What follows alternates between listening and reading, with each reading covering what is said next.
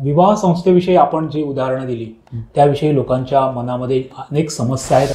सगळ्यात महत्त्वाची समस्या ही अंडरस्टँडिंगची आहे आणि दुसरी समस्या जी आहे ती आहे अपेक्षा. पूर्वी लग्न जुळवताना 36 गुण पाहिले जायचे. आत्ता तुम्ही काय पाहता या 36 गुणांच्या व्यतिरिक्त?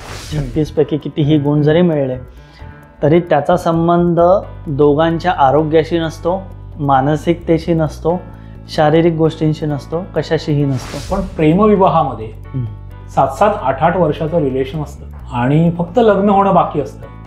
पण ते लग्न झाल्यानंतर यांचं पटेनासं होतं किंवा घटस्फोट पण होतो. जेव्हा तुम्ही एका छताखाली राहाल आणि जेव्हा रात्री त्या व्यक्तीसोबत झोपाल, सकाळी उठाल, तेव्हाच तुम्हाला त्या व्यक्तीचा स्वभाव कळणार आहे, पण त्याची गॅरंटी नाही. कोणत्या गोष्टी पत्रिकेतून पाहिल्या जाव्यात की जेणेकरून इथे थांबता आलं तर बरं होईल? 8व्यातला जो शुक्र आहे तो लैंगिक प्रॉब्लेम पण देऊ शकतो आणि तो बाहेर अनेक ठिकाणी रिलेशन देऊ शकतो. घटस्फोट कसा पाहिला जातो पत्रिकेत? घटस्फोट हा दोन्ही पत्रिकेमध्ये असला पाहिजे. नेमकं मंगळाची पत्रिका म्हणजे काय आणि खरंच ते इतकं सिरियस आहे का? त्या व्यक्तीमध्ये ऊर्जा खूप जास्त असेल, मग ती जी ऊर्जा आहे ती समोरच्याला झेपणार आहे. अनुरूप पत्रिका किंवा अनुरूप राशी कोणत्या आहेत लग्न करण्यासाठी? अनुरूप असं काही नसतं. नाही, दोघांमध्ये ॲडजस्टमेंट करण्याची तयारी असेल का, याला म्हणतात कुंडली जुळवणे.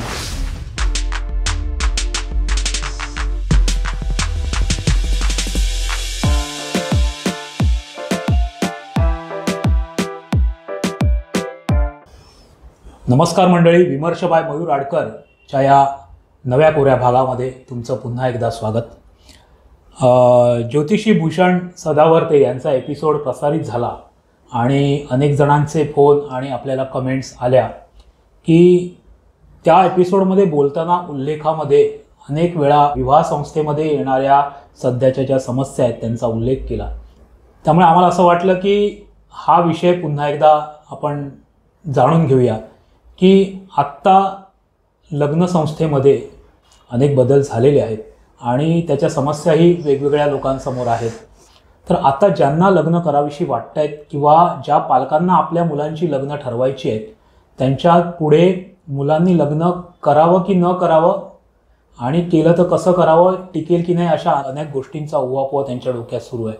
तर आम्ही पुन्हा एकदा ज्योतिषी भूषण सदावर्ते यांना आपल्या पॉडकास्टमध्ये बोलवलेलं आहे आणि या पॉडकास्टच्या दुसऱ्या भागामध्ये आपण विवाह संस्थेविषयी येणाऱ्या अडचणींवर ज्योतिषशास्त्रामध्ये काय उपाय आहेत आणि त्या अडचणी कशा पाहिल्या जातात, लोक कोणत्या समस्या त्यांच्याकडे घेऊन येतात आणि त्याचं निराकरण ज्योतिषशास्त्राच्या अनुषंगाने आणि भूषण सदावर्ते यांच्या अनुभवानुसार ते कसे सांगतात याविषयी आपण त्यांच्याशी बोलणार आहोत. भूषणजी, विमर्श बाय मयूर आडकरमध्ये तुमचं पुन्हा एकदा मनापासून स्वागत आहे. आणि पहिल्या एपिसोडचा रिस्पॉन्स आपण सर्वांनी पाहिला आणि त्यात विवाह संस्थेविषयी आपण जी उदाहरणं दिली त्याविषयी लोकांच्या मनामध्ये अनेक समस्या आहेत अशी आपल्याला आता जाणीव होते. तर कोणत्या पद्धतीच्या समस्या येत आहेत आणि नेमका या समस्या कोणत्या रूपातल्या आहेत तुमच्याकडे येणार आहे याविषयी तुम्ही थोडं सांगा. सगळ्यात महत्त्वाची समस्या ही अंडरस्टँडिंगची आहे. अच्छा. आणि दुसरी समस्या जी आहे ती आहे अपेक्षा. हां. तर आत्ता सध्या जे काही चालू आहे विवाह संस्थेमध्ये की मी दोघांच्याही बाजूने बोलेल आणि याच्यामध्ये ज्योतिष जर आपण 2 मिनटासाठी बाजूला ठेवलं तरीही हे चांगलं राहील. कसं आहे की मुलाला जर एखादी मुलगी म्हणजे त्याला लग्न करायचं असेल त्याच्या नक्की अपेक्षा काय आहेत आणि त्या अपेक्षा वास्तवाला धरून आहेत का, आणि तीच गोष्ट मुलीसाठीही आहे की तुझ्या ज्या अपेक्षा आहेत त्या वास्तवाला धरून आहेत का. उदाहरणार्थ, जर मुलाची ही अपेक्षा असेल की मुलीने कमवलं पण पाहिजे आणि घरातही सगळं बघितलं पाहिजे, ते आत्ताच्या जगात शक्य नाही. हे मुलाला समजून घ्यावं लागेल. कदाचित असं होऊ शकेल की ती जर कमवती असेल तर त्या पैशावर पूर्णपणे तिचा अधिकार असेल आणि त्याचा वापर कसा करायचा, स्वतःसाठी करायचा की तिच्या नवऱ्याच्या घरच्यासाठी करायचा की तिच्या माहेरच्या लोकांसाठी करायचा, हाही तिचा सर्वस्वी प्रश्न असेल. तर या गोष्टी ॲक्सेप्ट कराव्याच लागतील. आणि जर तुम्ही हाऊसवाईफ शोधत असाल तर मग ती तुम्हाला अर्थार्जनामध्ये मदत नाही करणार. बरोबर आहे. मग ती तुमचं सगळं बघेल. तर ही वास्तवाला धरून झाली अपेक्षा. तेच मुलींच्या बाबतीत पाहिलं तर एका ठराविक शहरामध्ये ठराविक क्षेत्रातलाच मुलगा पाहिजे. तर मला इथे नेहमी हा प्रश्न पडतो की तुमच्या कुंडलीत तो योग आहे का. बरोबर. प्रश्न पडतो म्हणजे अनुभवानुसार हा प्रश्न येतो की तुमच्या कुंडलीत तो योग आहे का. आता मागे एक कुंडली आली होती, ती मुलगी आहे डेंटिस्ट. तिचं म्हणणं होतं की मला डेंटिस्टच पाहिजे. म्हटलं तुझ्या कुंडलीत तो योगच नाहीये. डॉक्टर सोड म्हटलं, अकॅडमिक क्षेत्रामधला तुझा नवरा नाहीच आहे म्हटलं, कला क्षेत्रातला असणार आहे, पण मला डेंटिस्टच पाहिजे. मग मी याच्यासाठी काय करू शकते. म्हटलं मी नाही काय करू शकत, कारण जे त्याने निवडलं आहे तिथे मी काही नाही करू शकत. तर दोघांसाठीही आता आपण कुंडली किंवा ज्योतिषकडे येऊयात. तुमच्या म्हणण्यानुसार अपेक्षा हा एक फॅक्टर असा आहे की तो समस्या निर्माण करतोय, ठरवताना पण निर्माण नंतर पण. हो.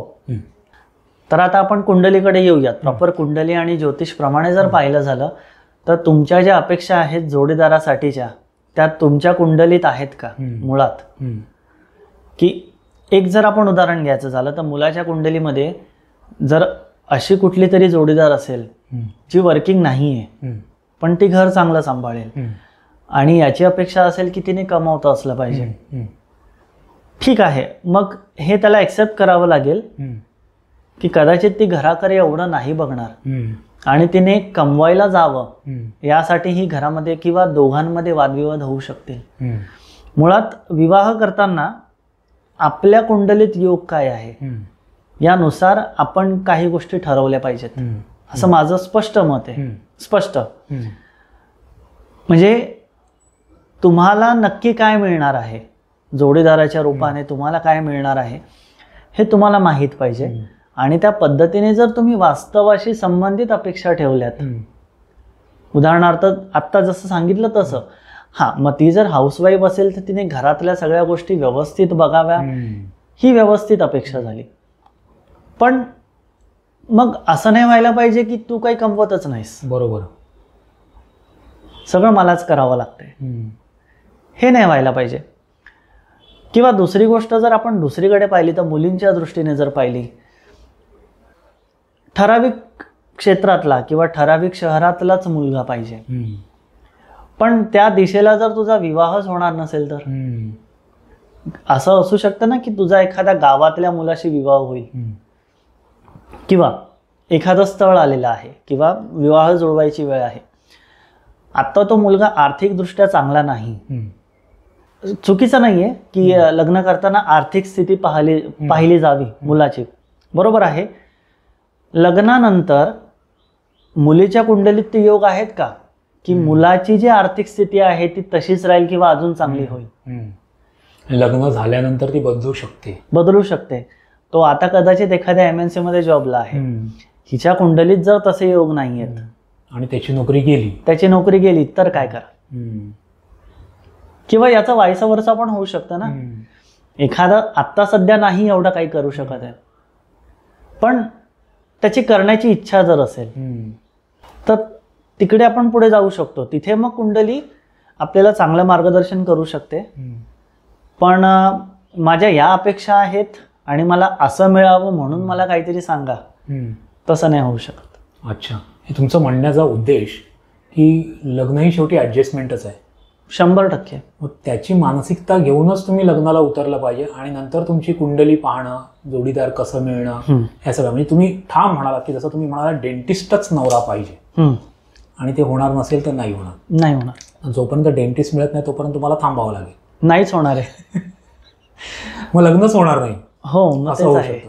मला सांगा, पूर्वी लग्न जुळवताना 36 गुण पाहिले जायचे, आत्ताही पाहिले जातात का? हो. की ह्याच्या व्यतिरिक्त आणखीन या सगळ्या आत्ताच्या नव्याने उद्भवलेल्या प्रश्नांवर आधारित तुम्ही गुणमेलन किंवा लग्न ठरेल की नाही किंवा लग्न ठरवा की नाही हे पाहता? आत्ता तुम्ही काय पाहता या 36 गुणांच्या व्यतिरिक्त? मुळात गुणमिलन, गुण मिळवणे, 36 पैकी कितीही गुण जरी मिळले तरी त्याचा संबंध दोघांच्या आरोग्याशी नसतो, मानसिकतेशी नसतो, शारीरिक गोष्टींशी नसतो, कशाशीही नसतो. एक ठराविक नक्षत्र आणि एक ठराविक नक्षत्र यांची काय बेरीज होते आहे हे गुणमिलन आहे. त्याच्यामध्ये जर पाहायचं असेल तर माझ्या दृष्टीने ग्रहमैत्री पाहिली पाहिजे. आणि डायरेक्ट मग माझी पद्धत ही आहे की डायरेक्ट आपण कुंडलीवर घेऊया. मग कुंडलीमध्ये पुन्हा एकदा मग त्या सगळ्या गोष्टी आल्या की त्या व्यक्तीचं लग्न काय आहे, लग्नेश कसा आहे, कारण तिथेही त्या व्यक्तीची विवेकबुद्धी काम करणार आहे. बरोबर. प्रत्येक गोष्टीमध्ये मग लग्नेश आला, गुरु आला, शुक्र आला, अख्खी पत्रिकाच आली, अख्खी पत्रिका आली. म्हणजे आपण जरी सप्तम स्थान पाहिलं तर लग्नही पाहावं लागेल, कारण त्या व्यक्तीचं व्यक्तिमत्व कसं आहे तनुस्थानावरून समजतंय. हा, त्याच्यानंतर अशा बऱ्याच गोष्टी आल्या. दुसरं स्थान आलं, चौथं स्थान आलं, भाग्य आलं, अष्टम स्थान आलं, कारण त्याला सासरच्या लोकांशी संबंध जोडायचा आहे. मुलीलाही तसंच आहे. हा, मग अष्टम स्थान आलं. अशा बऱ्याच गोष्टी आहेत. 6वं स्थान फार महत्वाचं. एक आपले क्लायंट आहेत, त्यांच्या ते विवाहासाठी जेव्हा पण पत्रिका जुळवायला देतात त्यांचा एक प्रश्न नेहमी असतो की लिगल मॅटर्स होऊ शकतात का. 6वं स्थान पाहिलं पाहिजे यासाठी, रिपुस्थान. हो. तर या सगळ्या गोष्टींचा संबंध गुणमिलनाशी नाही येत. बऱ्याचदा असं होतं की लग्न झालेलं आहे आणि आता प्रॉब्लेम्स आले. म्हणजे 36 गुणांच्या पत्रिका जुळवून लग्न झालेलं आहे आणि प्रॉब्लेम गुण जुळवून. मी तेही विचारतो नक्की काय पाहिलेलं आहे. तर गुण जुळवले होते, 27 जुळले, 30 जुळले, जे काही असतील ते. कुंडलीमध्ये पाहिलं तर एकाच्या तरी पत्रिकेमध्ये, जरी एकाच्या पत्रिकेमध्ये जर 6वं स्थान बलवान झालं असेल किंवा विवाहाचा संबंध 6व्या स्थानाशी आला असेल, उदाहरणार्थ सप्तमेश 6व्यामध्ये गेला, षष्टेश 7व्यामध्ये आला, हा, तरीही इथे मग लिगल मॅटर्स होऊ शकतात. जर तुम्हाला खरंच मी सांगितलं की या विवाहात राहू नका, मग तुम्ही ती स्टेप घ्याल का. बरोबर. आणि जर तुमचं याच्यावर उत्तर असेल की मला नाही ते शक्य होणार, मला लग्न वाचवायचंच आहे, मग त्याचे उपाय तुमच्याचकडे आहेत ना. हो. कारण कमीत कमी तुम्ही 1 ते 2 वर्षे कोणासोबत तरी राहिल्यानंतर त्याचा स्वभाव कळलाय, त्याला कसं टॅकल करायचं हे तुम्हाला कळलेलं आहे. मग तुम्ही तिसऱ्या माणसाला का विचारताय. बरोबर. हा, दुसरे काही प्रश्न असतील चालेल, वैवाहिक जीवनाच्या बाबतीत प्रश्न असतील आणि तुमची तयारी असेल तर मग तुम्ही ज्योतिषीकडे नक्की जायला पाहिजे. पण जर तुमची तयारी नसेल तर मग जे आपण मागच्या पॉडकास्टमध्ये बोललो की तिथेही तुम्हाला कोणाचे तरी पायच धरायचे आहेत, तर मग ते देवाचे धरा, ज्योतिषाचे नका धरू. बरोबर. म्हणजे तुम्ही किती कुठल्या लेवलला ऍडजस्टमेंट करायला तयार आहात. आणि बहुतांश असं होतं की आपण हे गुणमिलन म्हणजे ठरवलेल्या लग्नाविषयी बोललो, पण प्रेमविवाहामध्ये 7-7, 8-8 वर्षाचं रिलेशन असतं आणि फक्त लग्न होणं बाकी असतं. पण ते लग्न झाल्यानंतर यांचं पटेन असं होतं किंवा घटस्फोट पण होतात. तर हे कसं काय, कारण 8 वर्ष ते दोघं एकत्र राहिलेले आहेत आणि लग्न झाल्यानंतर यांच्यामध्ये घटस्फोट किंवा भांडणं वाढली, मग शेवटी परत तेच प्रॉब्लेम सगळे समोर येतात त्यांच्या, जे त्यांनी रिलेशनमध्ये असताना म्हणजे प्रेम प्रकरण चालू असताना बघितलेले नसतात. आणि मग तेव्हा पत्रिका जुळवली जाते मग किंवा पत्रिका बघितली जाते आणि म्हणतात अरे तुमचं लग्न होणारच नव्हतं, असंही होतं. हे कसं, तुम्ही अशा केसेस तुमच्याकडे आल्यात का. आलेले आहेत. आता त्याच्यामध्ये उत्तर हेच असतं की रिलेशनशिपमध्ये असताना तुम्ही मोबाईलवर जरी बोललात किंवा तुम्ही अजून थोडंसं स्पष्टच बोलायचं झालं, तुम्ही 4 दिवस एकत्र जरी राहिलात तरी माणसाची एक प्रवृत्ती असते की थोडंसं शांत राहावं माणसाने म्हणून. त्याच्यामुळे प्रत्येकाचा स्वभाव लगेच नाही कळत नाही. जेव्हा तुम्ही एका छताखाली राहाल आणि जेव्हा रात्री त्या व्यक्तीसोबत झोपाल, सकाळी उठाल, छोट्या छोट्या गोष्टी जेव्हा तुम्ही एकत्र कराल, तेव्हाच तुम्हाला त्या व्यक्तीचा स्वभाव कळणार आहे. पण त्याची गॅरंटी नाही. तो 30 वर्षानंतर कसा वागेन याची गॅरंटी नाही. आता याच्यामध्ये पत्रिका कशी काम करते, तर प्रेमविवाह करताना पुन्हा माझं हेच म्हणणं आहे, तुम्हाला जर लग्न करायचंच असेल मग पत्रिकामध्ये आणू नका. बरोबर. जे काय आहे ते स्वीकारा. हो. कारण थोडा तरी अंदाज आला असेल. बरोबर. पूर्ण नाही, थोडा तरी आला असेल ना. पत्रिकामध्ये आणू नका. बरं, आणणार असाल तर मग, कारण प्रत्येक कुंडलीमध्ये काही ना काही दोष आहेत. हो. ते तुमचे दोष तुम्हाला दोघांना माहिती आहे. तो तिसरा जेव्हा सांगतो ना तेव्हा तुमच्या डोक्यामध्ये खिळा मारला जातो की त्यांनी असं सांगितलं होतं, बरोबर, तू तसाच आहेस असं. ते एक्सेप्ट करा हवं तर, जर तुम्ही पत्रिका बघणार असाल, पण ते प्रिकॉशन्सच्या दृष्टीने बघा मग, की मी काय केलं पाहिजे, काय नाही केलं पाहिजे, आणि हिने काय केलं पाहिजे, काय नाही केलं पाहिजे. आणि हे जर तुमचं जुळत असेल, एकमेकांना जुळत असेल, तुम्हाला पटत असेल, तर मग तुम्ही पुढे जाऊ शकता. नसेल पटत तरी तुमचा विचार आहे मग तो. पण साधारण प्रेमविवाह असेल तर माझं मत आहे पत्रिका बघूच नका, कारण 90% तुम्ही करणारच आहात लग्न. आणि तुमचं जर एवढं नक्की आहे तर मग करा. आणि समजा प्रेमविवाहामध्ये त्यांनी पत्रिका पाहिली आणि हे आयुष्याचे जोडीदार म्हणून समर्पक एकामेकाला नाहीतच आहेत, तर मग नाही लग्न केलं, असं घडलं कधी? असा सल्ला मला नाही आठवत मी कोणाला दिलाय. मी बऱ्याचदा हे सांगतो की तुम्हाला हे जुळवून घ्यावं लागेल. हे ड्रॉबॅक्स आहेत आणि इथे तुम्हाला सांभाळावंच लागणार. हो, म्हणजे पूर्णपणे पत्रिका नाकारायचीच जर असेल, तिथे अरेंजमध्ये सांगता येऊ शकतं की हे नकाच करू. पण प्रेमविवाहाचा प्रश्न असेल तर तिथे मग असं आहे की सांगावं लागतं की मुलाची ही अशी अशी बाजू आहे, इथे मुलगी कमांड घेऊ शकते, मुलीचं असं आहे तिथे मुलगा उभा राहू शकतो. हे सांगून तुम्ही करू शकत असाल तर पुढे जा, आणि याला बऱ्यापैकी चांगला रिस्पॉन्स येतो. आता तुम्ही मगाशी जो उल्लेख केलात की 36 गुण जुळले तरी पत्रिकेत या गोष्टी बघितल्या जातात, मेजर कोणत्या गोष्टी पत्रिकेत पाहिल्या पाहिजेत? म्हणजे समजा आज काही आई वडील हे पॉडकास्ट पाहत असतील आणि त्यांना आपल्या मुलाचं लग्न जुळवायचं आहे आणि त्यांचं प्रेम प्रकरण सुरू आहे, पण कोणत्या गोष्टी पत्रिकेतून पाहिल्या जाव्यात की जेणेकरून इथे थांबता आलं तर बरं होईल? अशा कोणती गोष्टी असतात की तिथे थांबलं पाहिजे? प्रेम प्रकरण असो वा नसो, थांबलं पाहिजे तिथे, अशा कोणत्या गोष्टी असतात? लग्न पाहावं, लग्नेश पाहावा, सप्तम स्थान, सप्तमेश, त्या स्थानांशी कोणाचा संबंध येतोय हे पाहावं. 5वं स्थान पाहावं, कारण संतती हा विषय येणारच आहे. 5वं स्थान पाहावं, गुरु पाहावा, शुक्र पाहावा, याच्यामध्ये राहू सुद्धा पाहायला पाहिजे. आणि सगळ्यात महत्वाची गोष्ट की पुढे दोघांनाही पुढे येणाऱ्या अंतर्दशा महादशा या पाहिल्या पाहिजेत. अच्छा. कारण जर एकाची महादशा शनीची असेल येणारी आणि एकाची शुक्राची असेल, तर ज्याची शनीची महादशा असेल वैराग्य घेईल, थोडंसं तो वैराग्याकडे जाऊ शकेल. आणि शुक्र ज्याचा येणार आहे 20 वर्ष पुढे, तर मग पुन्हा तेच आहे की तुम्ही लग्न करू नका असं नाही आहे, हे असं होईल, हे तुम्हाला चालेल का? मग त्यांनी जर म्हटलं चालेल तर ठीक आहे, मग तुम्ही पुढे जा. गंभीर आजार दिसू शकतात नक्कीच.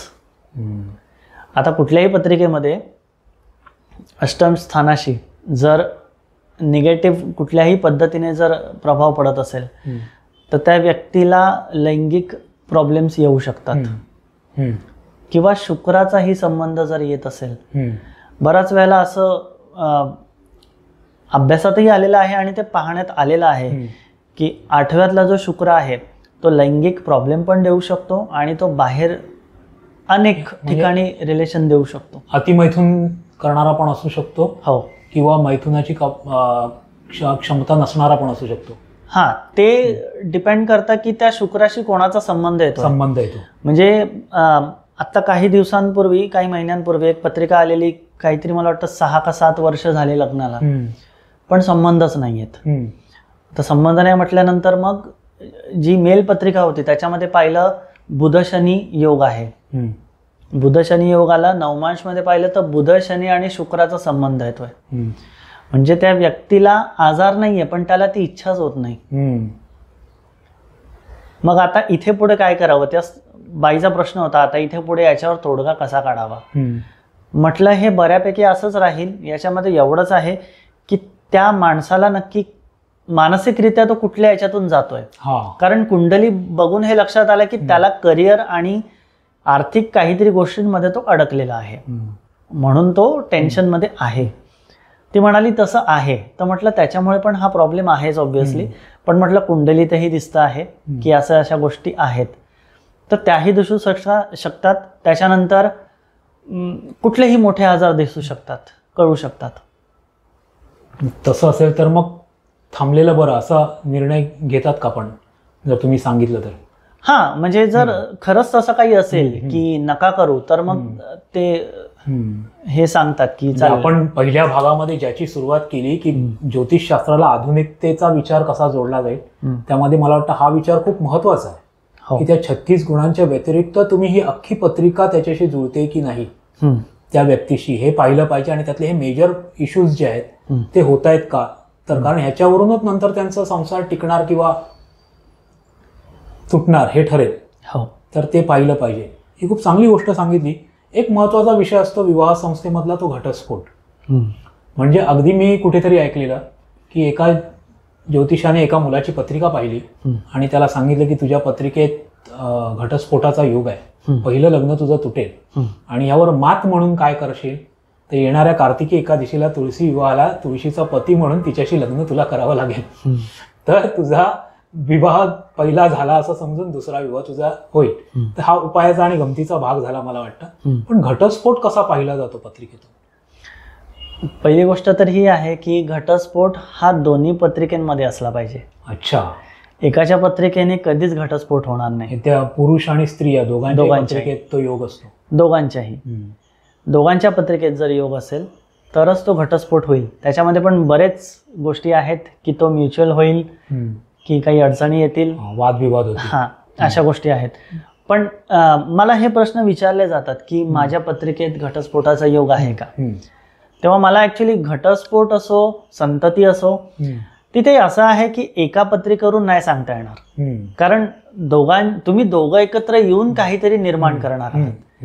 मग तो संसार असेल किंवा मूल असेल, मग तिथे तुमच्या दोघांच्या पत्रिकेच्या दृष्टीने काय योग बनतात ते मॅटर करतील.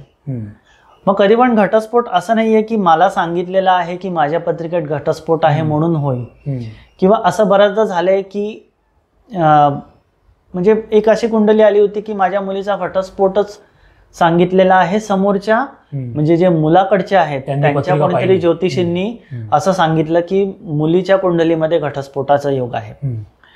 म्हटलं बरं, हरकत नाही, असू द्या म्हटलं.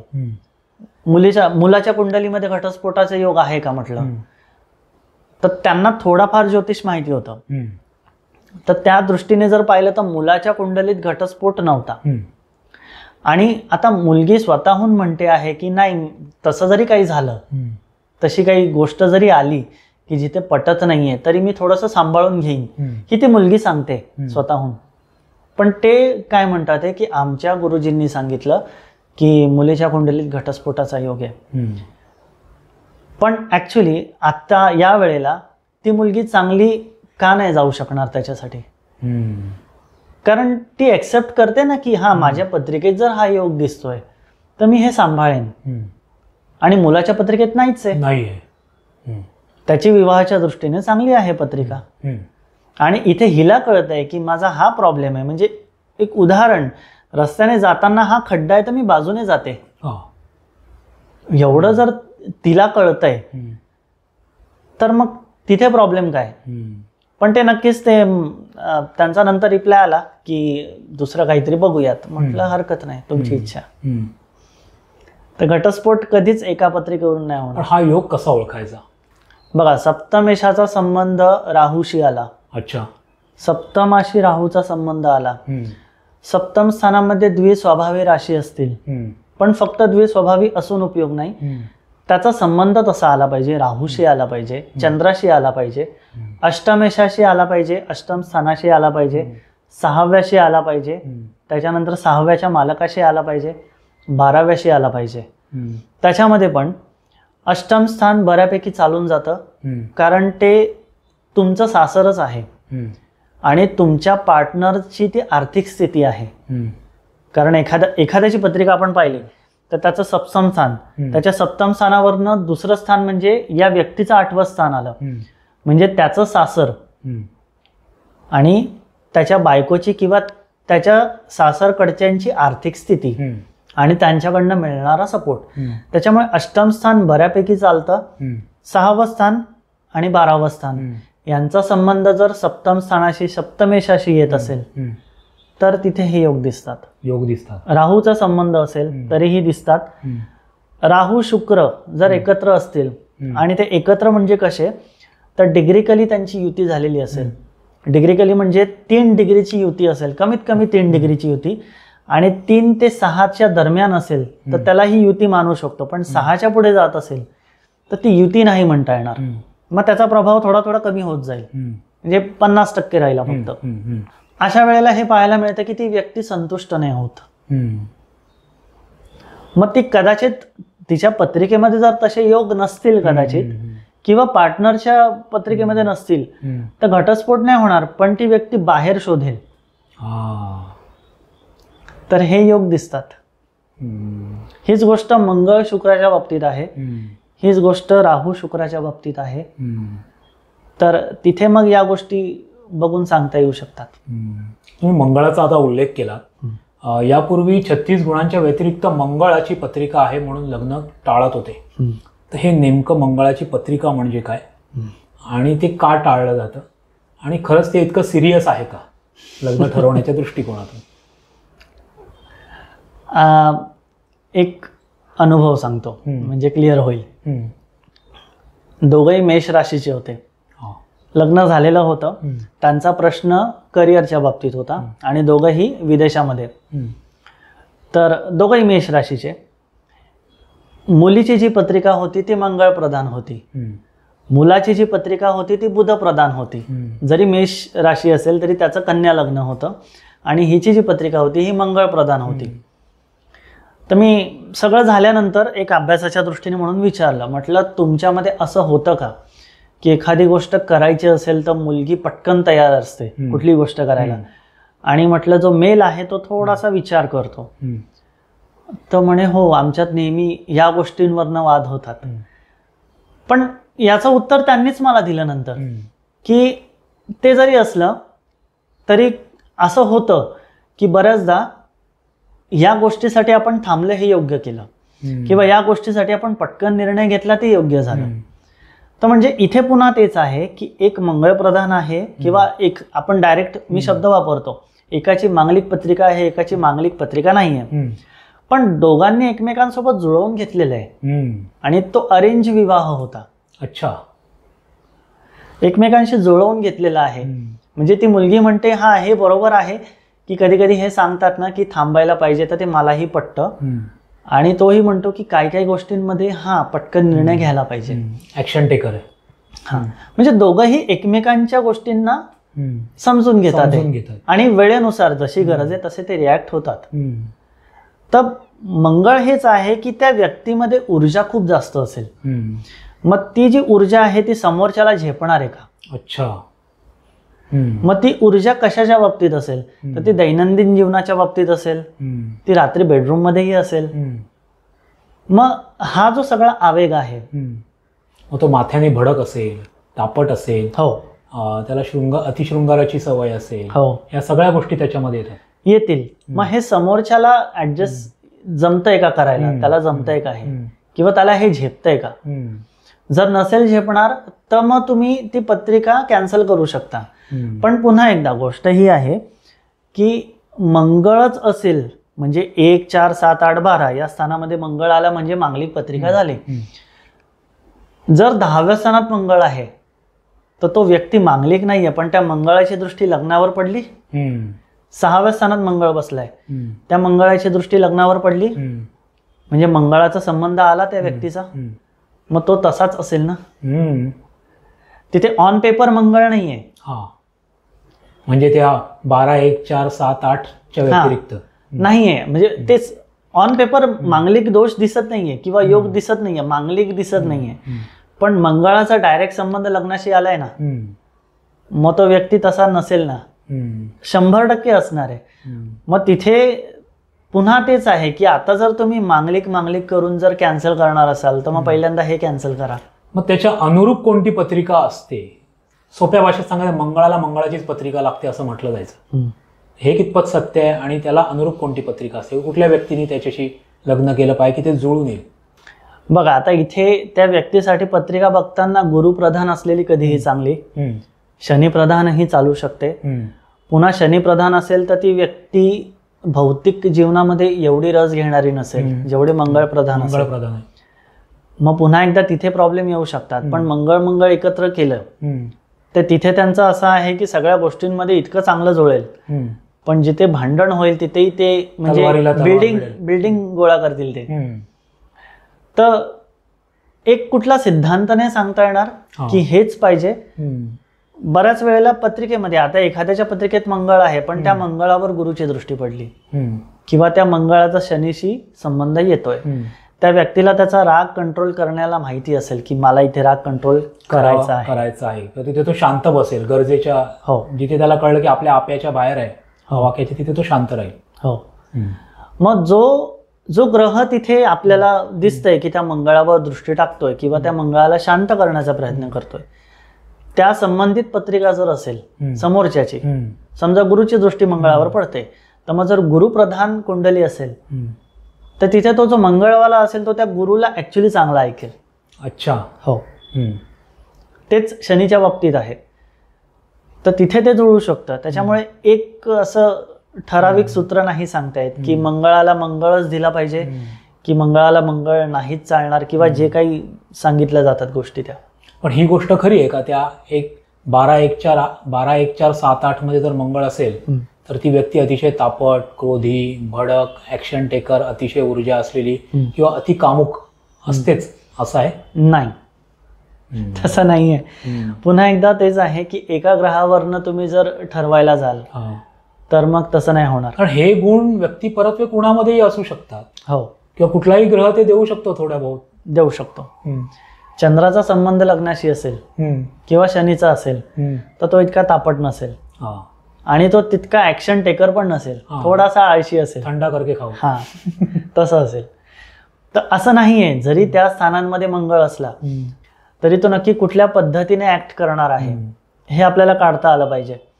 विवाह बाह्य संबंध हा विषय तसा बघायला गेला तर लग्नाच्या दृष्टिकोनातून खूप मोठा आहे की एक जोडीदार असताना अनेक संबंध बाहेर प्रस्थापित स्त्री किंवा पुरुष दोघंही करतात.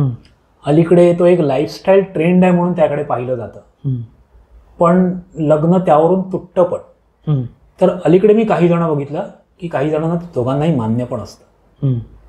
पत्रिकेत हे कसं समजलं पाहिजे? एखाद्याला वाटतंय की माझा जोडीदार माझ्याशी योग्य राहतोय की नाही या समस्येत संशयानेच ती बाई किंवा पुरुष ग्रासलेला असतो.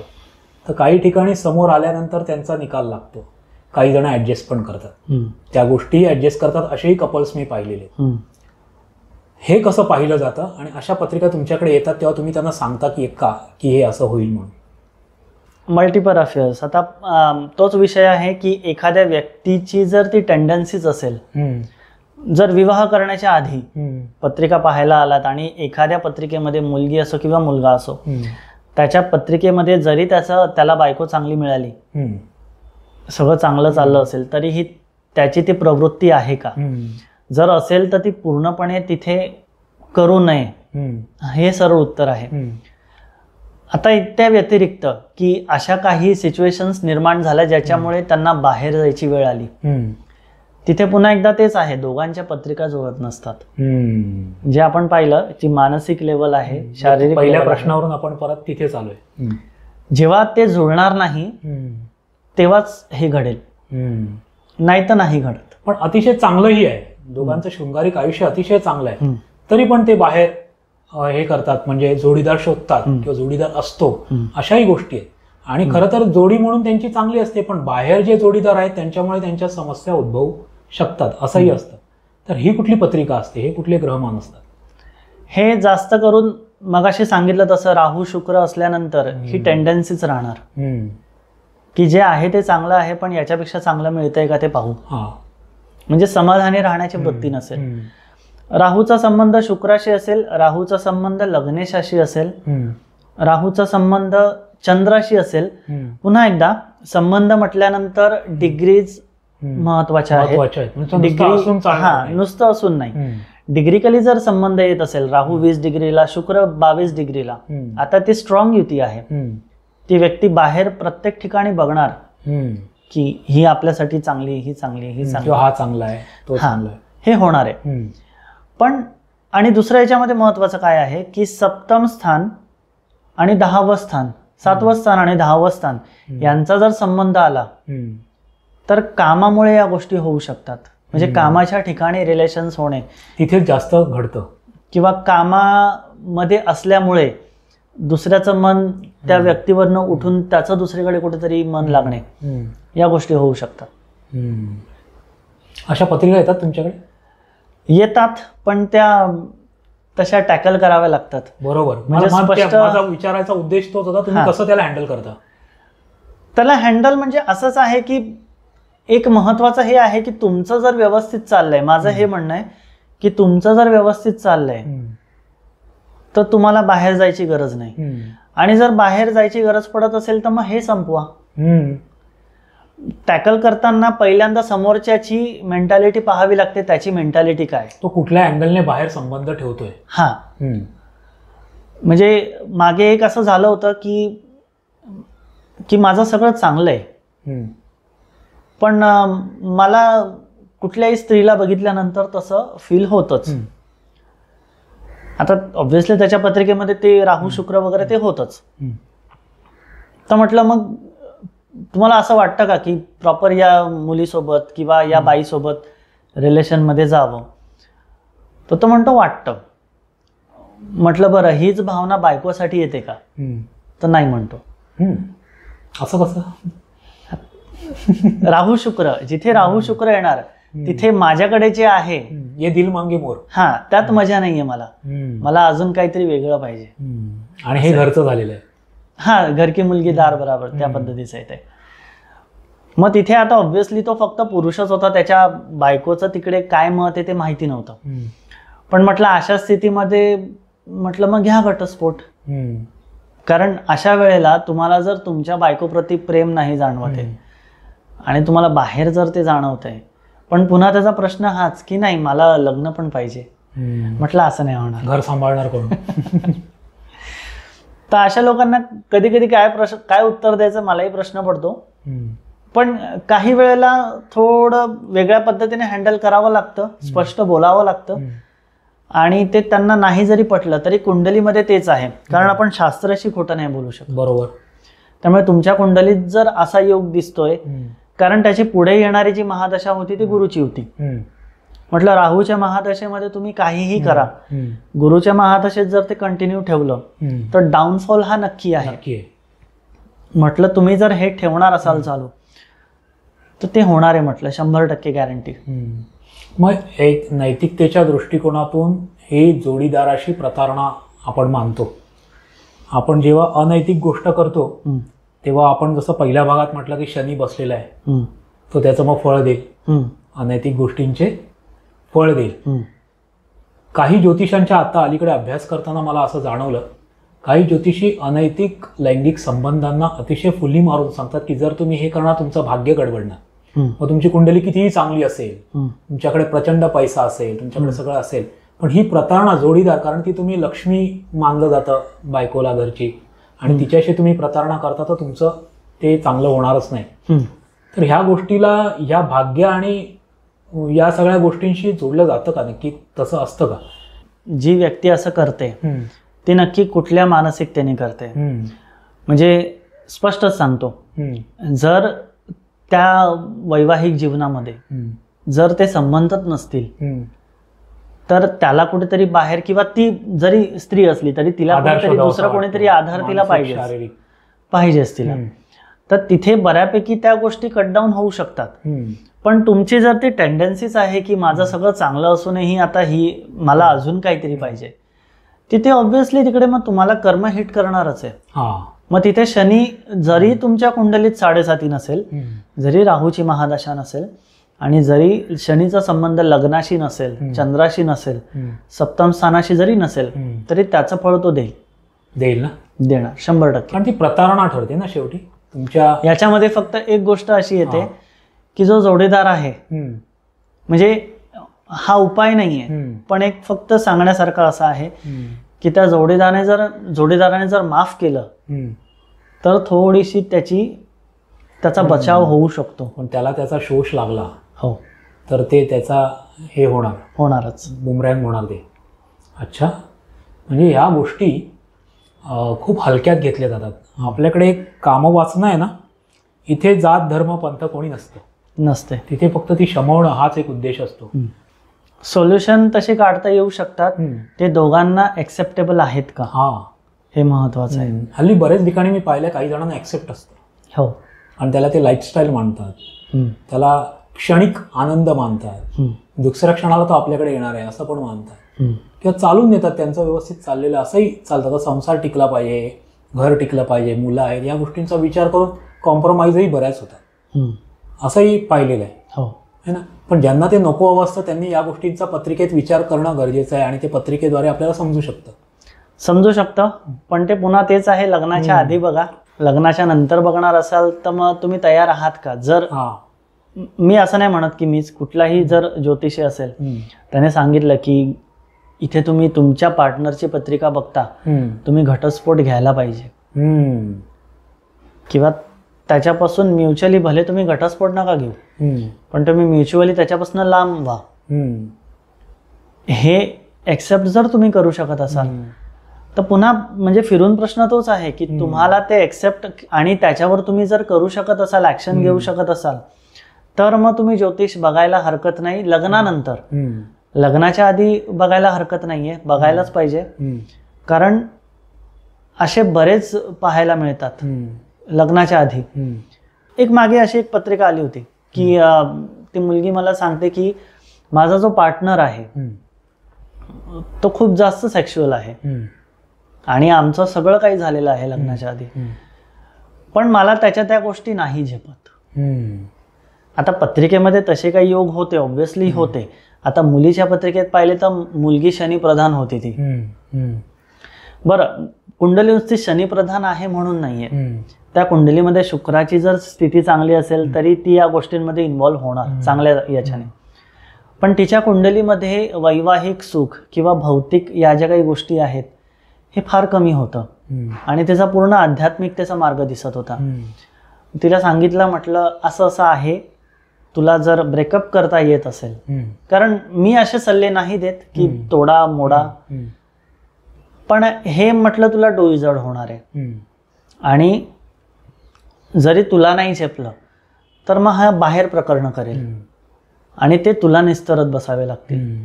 तुझी जी आध्यात्मिक प्रगती आहे ती अडेल.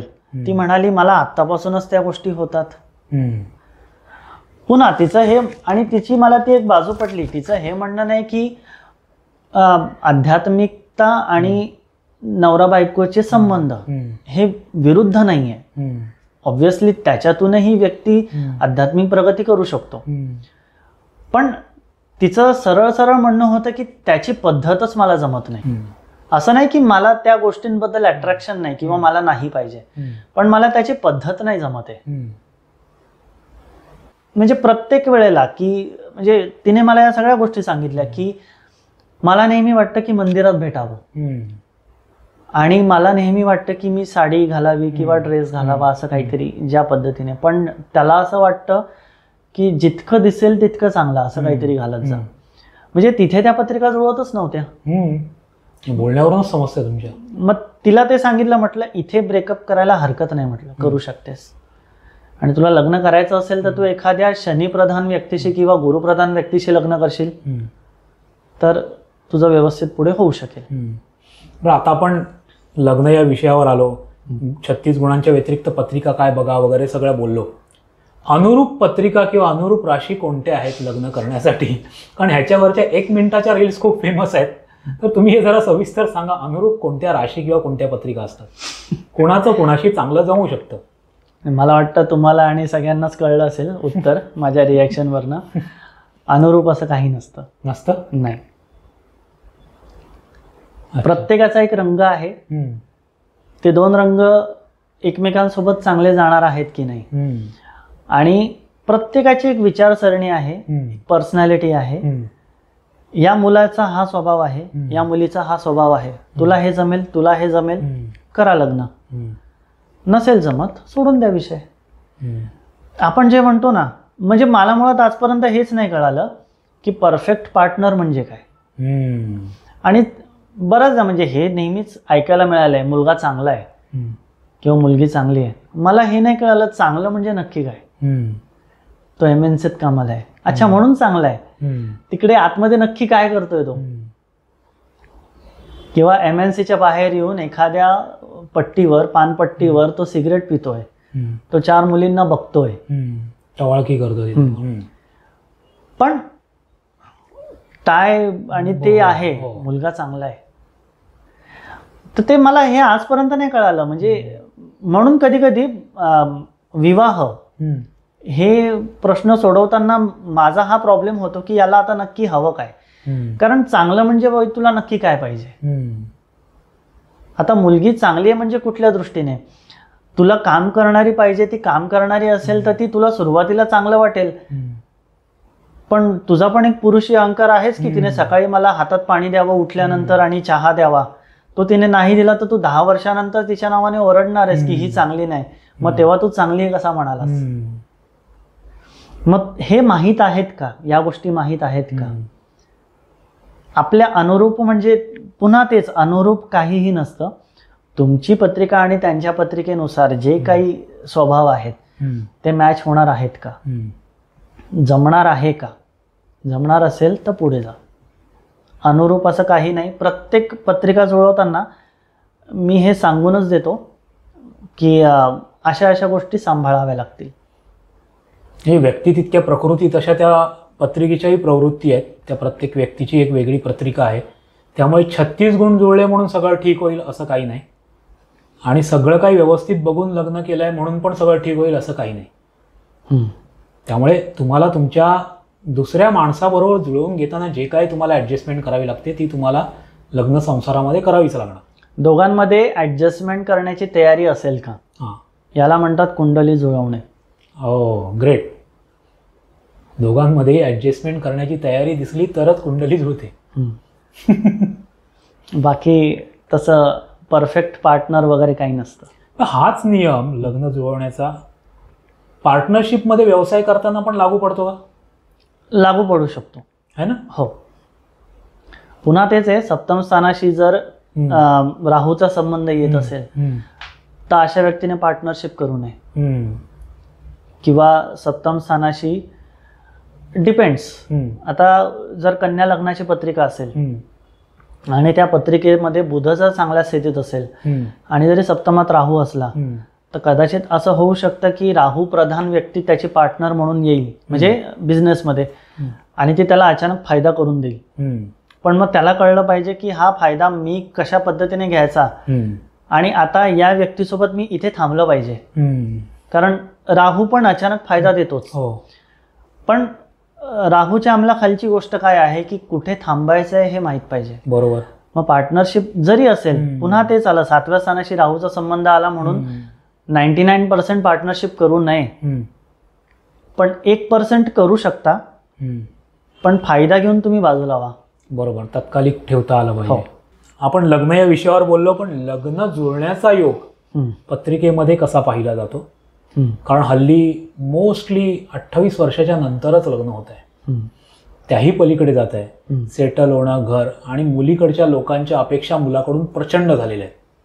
पहिल्यांदा सप्तम स्थानाशी कुठल्या ग्रहांचा संबंध येतो, त्यांच्या संबंधित जर दशा येत असेल, सूक्ष्म दशा जरी येत असेल, सूक्ष्म दशा जरी येत असेल तरी सूक्ष्म दशा आली आणि गोचरीशी त्याचा संबंध येत असेल तरीही तिथे विवाह होण्याचा योग राहील. पुन्हा एकदा ज्या व्यक्तीशी लग्न करणार आहात त्याच्या कुंडलीमध्ये विवाहाचा योग बनतोय का. म्हणजे सप्तम स्थानाशी संबंधित महादशा, अंतर्दशा, प्रत्यंतर दशा वगैरे येत असतील, गोचर तिथे सपोर्ट करत असेल तर लग्न होण्याचा योग असतो. इथे अजून एक ॲडिशनल, नवमांश कुंडलीचा पण जो सप्तमेश आहे त्यालाही इथे घेतलं जाऊ शकतं, आणि त्याच्या महादशा, अंतर्दशा, महादशा नाही म्हणता येणार पण एक अंतर्दशा, प्रत्यंतर दशा पाहता येऊ शकतात. अच्छा, मग त्यानुसार तेव्हा तो लग्न योग जुळून येतो. लग्न योग जुळून येतो, किंवा ठरू पण शकतं किंवा लग्न होऊ पण शकतं. हा, आता याच्यामध्ये असं आहे, पुन्हा एकदा जो तुम्ही मुद्दा मांडला, अपेक्षा एवढ्या आहेत की बऱ्याच वेळेला पत्रिका येतात लग्नाचा योग कधी आहे, पत्रिकेत पाहिलं तर लग्नाचा योग चालू आहे. आता स्पेसिफिकली एकाला आपण टार्गेट करणं योग्य नाही, पण हे पाहायला मिळतंय की मुलींच्या अपेक्षा एवढ्या झाल्या आहेत, त्यांच्या पत्रिकेमध्ये लग्नाचे योग असतातही, पण त्यांच्या अपेक्षा अशा आहेत. आता जसं तुम्ही मला एक लिस्ट सांगितली, आपण ती लिस्ट बोलल्यानंतर मग ते म्हणतात नाही माझं एवढ्या तर अपेक्षा नाही आहेत, माझं तर एवढंच म्हणणं आहे किंवा असंच आहे माझं. पण मग तिथे जर त्या पद्धतीचं जर मिळत असेल मग ते म्हणतात की नाही मला असं पाहिजे थोडंसं, किंवा थांबू. एक नवीन ट्रेंड बघायला मिळतो, एक चांगलं काहीतरी स्थळ जरी आलं असेल तरी त्याला होल्डवर ठेवायचं, अजून काही चांगलं मिळतंय का ते बघायचं. हो. आणि मग तिथे लग्नाचा योग चालू असतो आणि हेच लोक ज्योतिषींकडे जात असतात, माझ्या मुलीचा लग्नाचा योग कधी आहे आणि चांगला नवरा कधी मिळेल.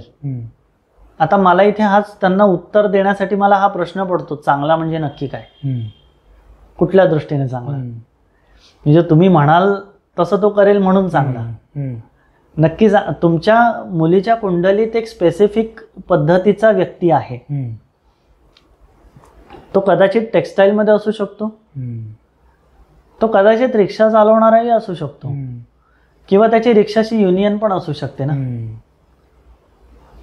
पण मला एखाद्या ठराविक क्षेत्रातलाच मुलगा पाहिजे आणि मग त्याच्यासाठी योग कधी आहे, तो योगच नाहीये, कारण कुंडलीतच नाहीये ते तर कुठून होणार आहे मग. पण ठीक आहे, माझं म्हणणं हे आहे की एखादा मुलगा ज्या क्षेत्रामध्ये आहे त्या क्षेत्रात तो चांगलं करू शकतो की नाही हे तुम्ही पत्रिकेने बघू शकता. ज्याच्यासोबत तुमचा विवाह जुळणार आहे तो त्या क्षेत्रात चांगलं करेल की नाही हे तुम्ही पाहू शकता. म्हणजे असं आहे, त्या पत्रिकेनुसार ते योग, त्या घडणाऱ्या गोष्टी चालू असतात, पण आपल्याला माहीत नसतं कारण आपल्याला कोणी सांगितलं नसतं.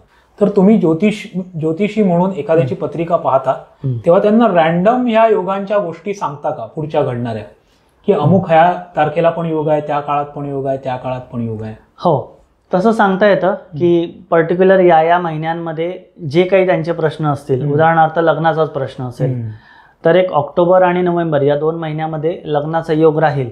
आता त्याच्या आधी लग्नाचा योग सुद्धा येऊन गेलेला असतो. आता बऱ्याच वेळेला असं झालेलं आहे की मागचे योग सांगतो, मी स्वतःहून सांगतो की असे योग येऊन गेलेले आहेत लग्नाचे. मग ते स्वतःहून सांगतात की हां या वेळेला असं असं एक स्थळ आलं होतं आणि ते जमण्यासारखं होतं, पण पुन्हा तेच आहे अपेक्षा. आणि आता बऱ्यापैकी अपेक्षा मुलांच्या पण आहेत. हो हो, त्यांना सगळं सांभाळणारी पाहिजे आहे, ऑल इन वन. हो, त्याच्यामुळे तिथे पण मग बऱ्याचदा असं होतं की योग चांगला येऊन गेलेला आहे आणि निर्णय घेतला नाही. हा, निर्णय घेतलेला नाहीये आणि आता पुढे योग नसतो खरा तर. म्हणजे बोलण्याचा सार हा आहे की ज्योतिषशास्त्रामध्ये तुम्ही लग्न जुळवा किंवा कुठलाही प्रश्न मांडा, कुठलेही योग असतील, ते घडणाऱ्या गोष्टी असतील, तुमच्या ज्योतिषशास्त्राप्रमाणे किंवा कुंडलीप्रमाणे अचानक धनलाभाचा योग असेल आणि तेव्हा तुम्ही लॉटरीचं तिकीटच काढलं नसेल तर तुम्हाला अचानक धन येईल कुठून? तिथे मग नवम भाव बलवान पाहिजे. भाग्य निर्णय झालाच नाही ना, तिकीटच नाही काढलंय.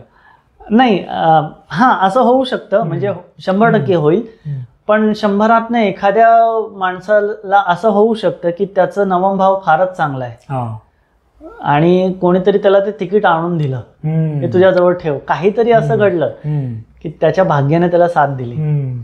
तर ते पण ते 100तून एखाद्याचं आहे. तिकीट काढणे कर्म झालं ना, कर्म झालं. कर्मच नाही केलं तर तुम्हाला ते योग कर्म करावं लागेल, कर्म करावं लागेल. तुम्ही कुठल्याही क्षेत्रामध्ये जा, ज्योतिषला धरून तुम्ही भले करिअरमध्ये जा, लग्न व्यवस्थेमध्ये जा, तुम्ही संततीच्या व्यवस्थेमध्ये जा, कुठेही जा, तुम्हाला कर्म ते करायचं आहे की नाही तुमची इच्छा आहे.